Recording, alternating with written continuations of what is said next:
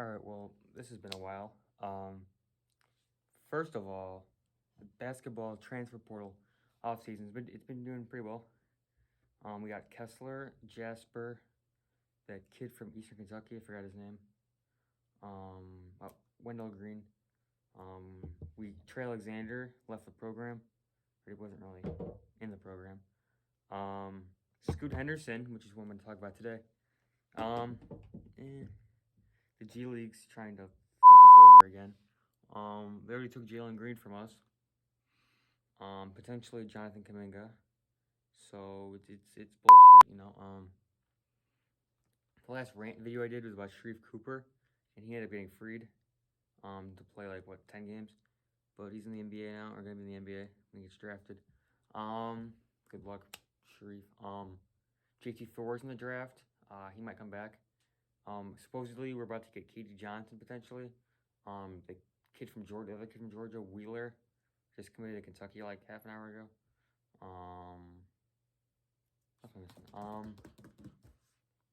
We still got Jabari Smith coming in, obviously. The transfer portal is crazy, very crazy. Anyways, I'm not here to talk about the transfer portal, or I'm here to talk about the bullshit that the G League is doing with Scoot Henderson. Scoot Henderson is a five-star point guard right now in the 2022 class.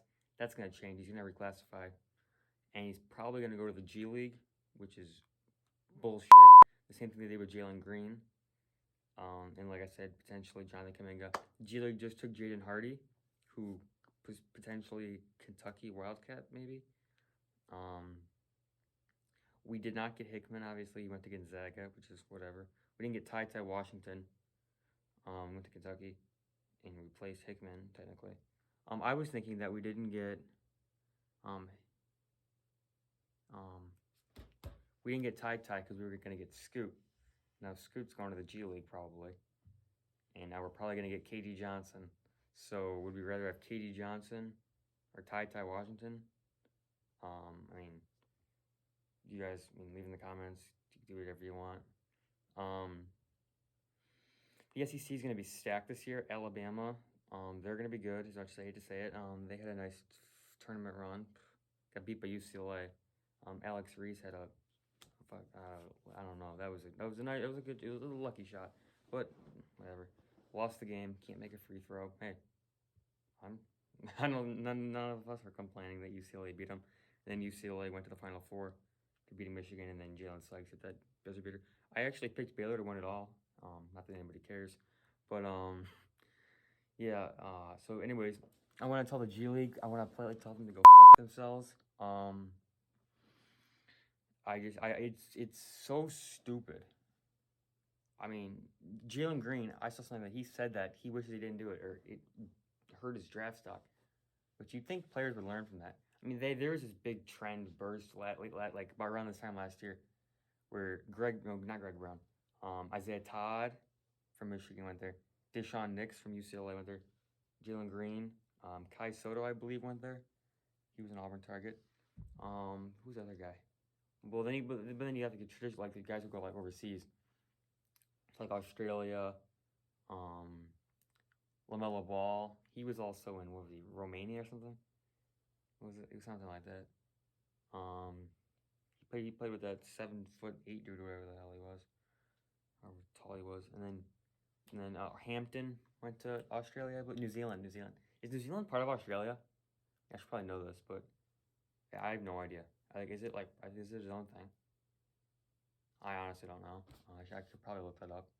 But anyways, I'm not here to talk about New Zealand or RJ Hampton or Alabama or Kentucky.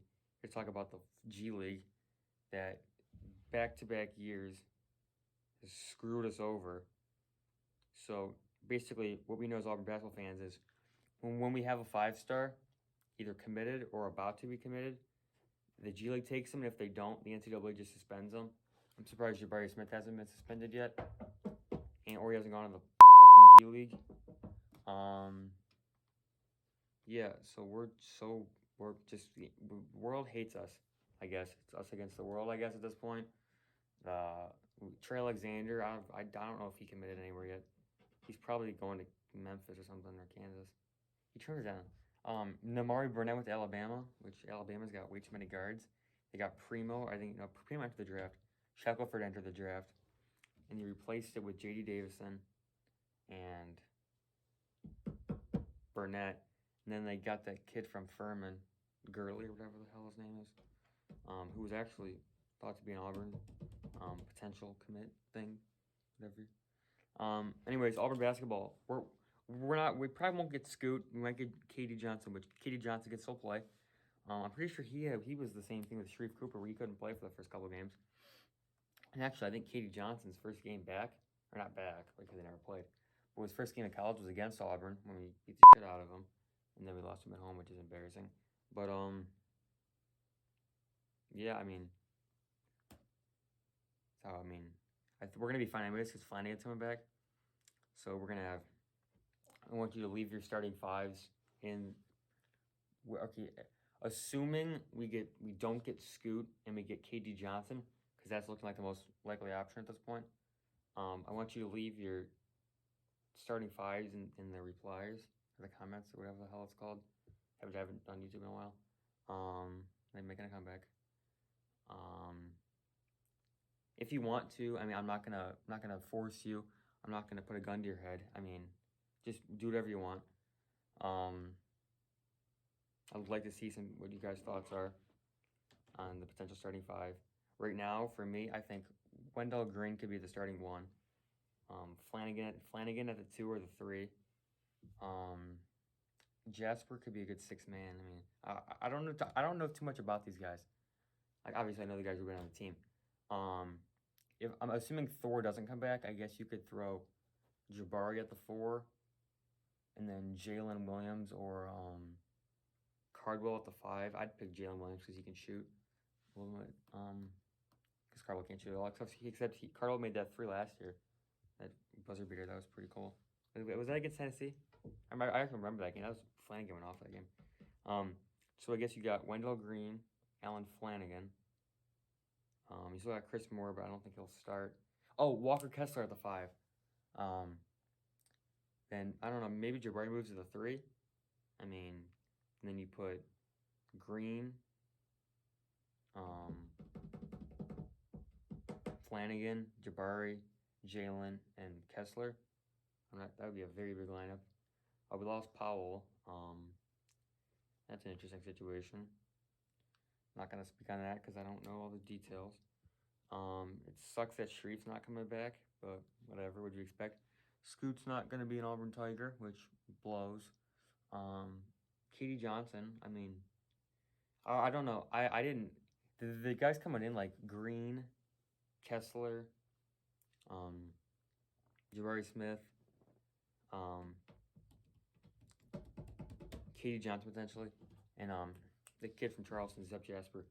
I haven't like seen enough of them. I saw highlights of that Wendell Green kid. He was at Eastern Kentucky, right? I think so. I was seeing highlights of him. I think he put in the tournament. He was pretty good. What I've read is that he was built in a factory by Bruce Pearl, which probably somebody will just get him suspended for that statement alone. Thinking Bruce Pearl's slipping checks, which that's really doubt that's happening. Probably shouldn't even be talking about it because how ridiculous it is. That whole Sharif Cooper situation was bullshit. So yeah. Anyways, to wrap this whole video up, fuck the G League.